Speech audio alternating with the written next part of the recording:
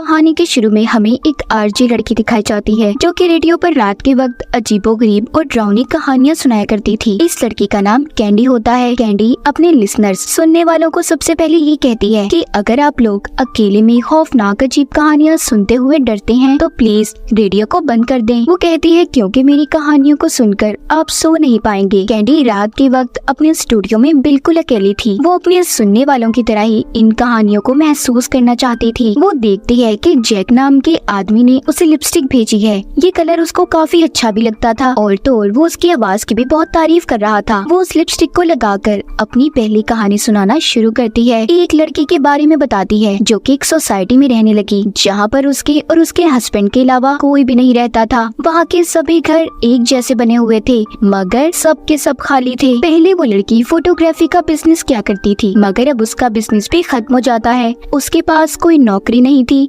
मगर उसके हस्बैंड के पास अभी भी छोटी मोटी नौकरी थी, लेकिन उस नौकरी में मुश्किल से ही इन दोनों का गुजारा होता था और इसीलिए इन्हें कम पैसों में ऐसी जगह पर रहना पड़ा। वो लड़की उस माहौल में रहकर ऐसा महसूस करने लगी कि वो बिल्कुल अकेली है, उसके आसपास कोई नहीं। तभी जब वो एक दिन उठती है तो वो देखती है वहाँ बाहर कुछ फॉक्स लोमड़ियाँ उसके कचरे से खाना तलाश कर रही हैं। उन्हें देखकर वो बाहर आती है तो वो लड़की वहीं पर उन आवारा लोमड़ियों की तस्वीरें लेने लगती है। उसे अब उनके साथ रहना अच्छा लगता था। वो सोचती है कि इन लोमड़ियों की जिंदगी कितनी अच्छी है ना, कि ना ही इन्हें कोई फिक्र है और ना ही किसी चीज के बारे में सोच। वो अब दिन रात उनके साथ रहने लगी और तस्वीरें बनाने लगी। उसे उन लोमड़ियों के साथ रहकर ऐसा लग रहा था जैसे उनके साथ उसका कोई रिश्ता है। उसे जहाँ पर लोमड़ियों के साथ अच्छा लगता था तो वहीं पर उसे अपना हस्बैंड अब अनजान लगने लगा। रोजाना जैसे ही उसका हस्बैंड काम पर जाता वो अपना सारा दिन उन लोमड़ियों के साथ गुजारती। एक दिन रात को उसका हस्बैंड उसके कैमरे को देखता है। वो ये देखकर हैरान था कि जितनी भी तस्वीरें हैं सब फॉक्स लोमड़ियों की हैं। उनको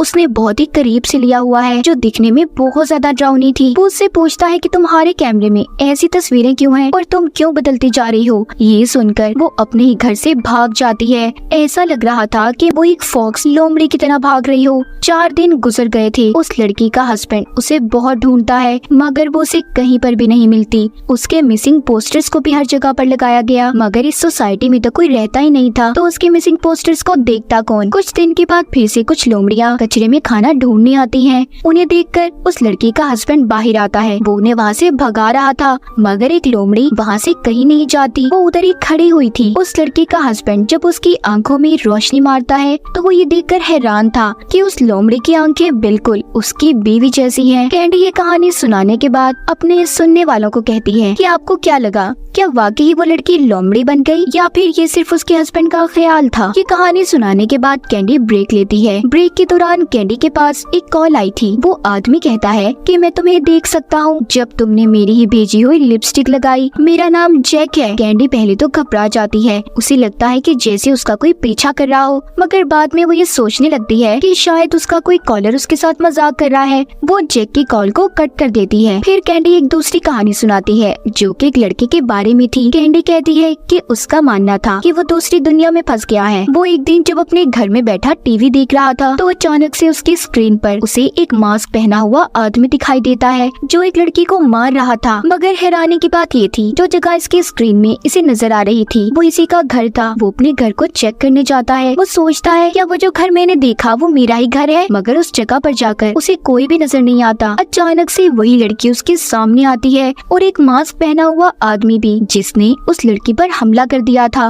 वो देखता है वो लड़की जिसको पहले मास्क वाला आदमी मार रहा था वो वहाँ से भाग जाती है। फिर वो आदमी उस लड़के पर हमला करता है मगर वो भी उससे बचकर कमरे में आ जाता है और जल्दी से पुलिस को फोन करने लगा था। कुछ देर के बाद वो स्क्रीन पर फिर से देखता है उस आदमी ने उसके वर्जन यानी कि उस जैसे लड़के को ही मार दिया था। वो लड़का स्क्रीन पर देखकर ये हैरान होता है कि मैं तो यहाँ पर बैठा हूँ तो फिर भला मुझे कोई कैसे मार सकता है। क्या वो कुछ देर के लिए दूसरी दुनिया में पहुँच गया था। उसे कुछ समझ नहीं आती। अब उसे ये पहेली सारी जिंदगी सुलझानी थी कि आखिर कुछ ही पलों में उसके साथ हुआ क्या था। तभी ये कहानी सुनकर कैंडी को कॉल आती है। एक आदमी कहता है कि क्या पता वो पैरेलल दुनिया में पहुँच गया हो जो बिल्कुल उसी दुनिया जैसी थी।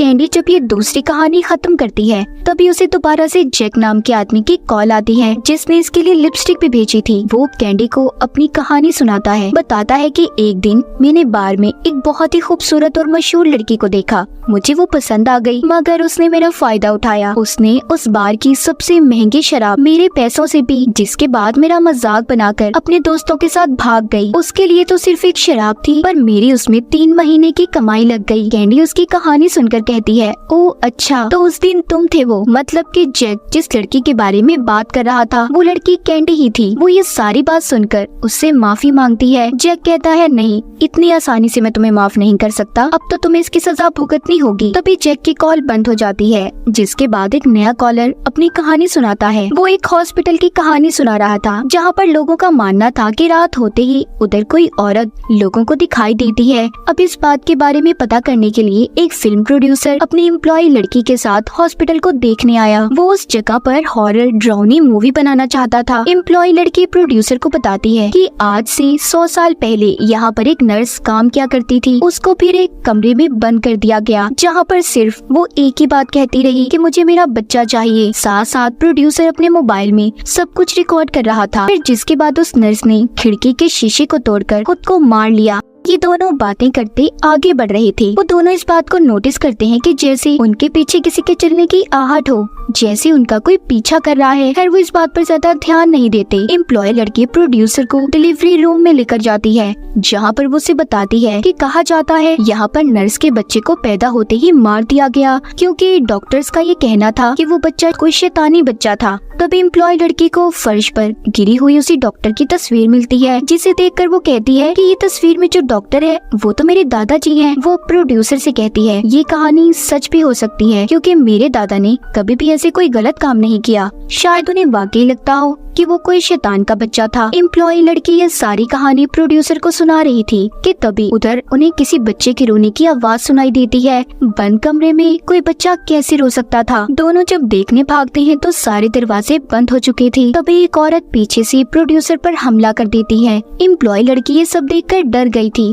कि आखिर यहाँ पर कौन होगा जो ऐसा कर रहा है। वो डर से चिल्लाती है कि प्लीज हमें घर जाने दो, कौन हो तुम, यहाँ से चले जाओ। तभी उसके सामने एक डॉल गुड़िया आती है। उसे अपने पीछे से आवाज भी आ रही थी कि मुझे मेरा बच्चा चाहिए। एम्प्लॉय लड़की समझ गई थी कि उसी नर्स की आत्मा है जो अभी तक इस हॉस्पिटल में भटक रही है, और लोगों का कहना बिल्कुल सच है। तभी वो यहाँ से डरकर भागने लगी थी। रास्ते में वो देखती है उस नर्स की आत्मा ने प्रोड्यूसर को चीड़ फाड़ करके मार दिया था। ये देखकर तो वो एम्प्लॉय लड़की और ज्यादा डर गई थी। अब वो भागकर उसी जगह पर जाने लगती है जहाँ पर नर्स को रखा गया था। उसके पीछे नर्स की आत्मा भी चलकर आ रही थी, जो बार बार सिर्फ यही कहती है कि मुझे मेरा बच्चा वापस दो। एम्प्लॉय लड़की जिस कमरे में थी वो अचानक से बंद हो जाता है। कैंडी ये कहानी खत्म होने के बाद कहती है कि आखिर आप लोगों को क्या लगता है नर्स की आत्मा ने उस लड़की के साथ क्या किया होगा। तभी कैंडी के पास जैक की कॉल दोबारा आती है। वो कहता है कि तुम्हारा वक्त अब पूरा हो गया है, सजा के लिए तैयार हो जाओ। कैंडी ये बात सुनकर बहुत ज्यादा डर गई थी। वो फौरन से पुलिस को कॉल करती है, मगर जैक अब उसके स्टूडियो के अंदर था, जिसके एक हाथ में शराब की बोतल और दूसरे हाथ में कुल्हाड़ी थी। कैंडी डरकर बाथरूम में जाकर खुद को बंद कर लेती है। जैक भी उसके पीछे पीछे था। वो कहता है, कैंडी तुम मुझसे नहीं बच सकती, आज तो बदले की रात है। वो बाथरूम के बाहर खड़ा होकर कहता है कि तुम सब लोगों को कहानियाँ सुनाती हो ना, चलो आज मैं तुम्हें कहानी सुनाता हूँ। जैक कैंडी को 2 बहनों की कहानी सुनाता है। वो बताता है कि वो दोनों डॉक्टर्स थी और किसी दूसरे शहर में अपनी मॉम से मिलने जा रही थी। उन्हें काफी रात हो जाती है, तो इसलिए रुककर रास्ते से एक बहन कुछ सामान लेने लगती है, मगर जब वो जाकर देखती है तो वो दुकान बंद थी। तभी उस शॉप के पास एक गाड़ी आकर रुकती है। दूसरी बहन दूर खड़ी ये सब देख रही थी। उस गाड़ी में से एक आदमी बाहर आता है जो बहुत परेशान लग रहा था। वो उसकी बहन को गाड़ी में बिठाता है और यहाँ से कहीं ले जाने लगा था।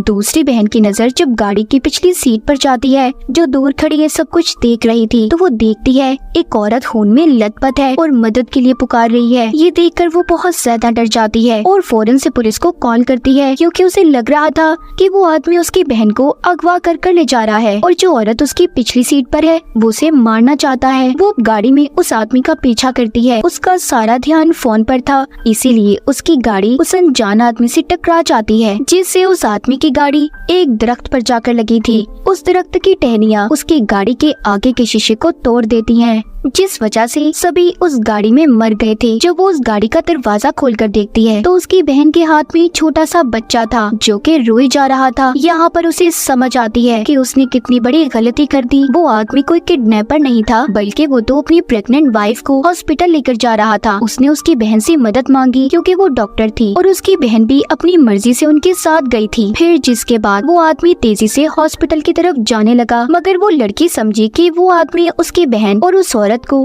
अगवा करके कहीं पर ले जा रहा है। उसने गलती से उनका एक्सीडेंट कर दिया, जिसमें वो सारी फैमिली और साथ ही उसकी बहन भी मर गई। बचा था तो सिर्फ उनका बच्चा। जैक, जो कि ये कहानी कैंडी को बाथरूम के बाहर खड़ा सुना रहा था, वो कहता है कि ये सारी कहानी सच है। जैसे उस लड़की ने बिना कुछ सोचे समझे उस आदमी के बारे में गलत सोच बना ली, इसी तरह तुमने मेरे साथ किया। वो कहता है उस रात तुमने अपने दोस्तों के साथ मिलकर मेरा बहुत मजाक बनाया। मेरी उसमें 3 महीने की कमाई लग गई। अब वो उसे बाहर आने की वार्निंग देता है। कहता है कि अब तुम खुद ही दरवाजा खोलकर बाहर आओगी या मैं अंदर आ जाऊं। वो कुल्हाड़ी से दरवाजे को तोड़ने लगा था। कैंडी जैक की बातों से बहुत ज्यादा डर गई थी, इसीलिए डरकर वो दरवाजा खोल देती है। जैक बाथरूम के अंदर चला गया था। कुछ देर के बाद कैंडी बाथरूम से अकेली बाहर आती है और आकर अपने स्टूडियो में बैठ गई थी। उसका चेहरा खून से भरा हुआ था। वो ऑन एयर आकर अपने लिसनर से कहती है कि आज आपको सबसे अजीब और खतरनाक कहानी सुनाने वाली हूँ।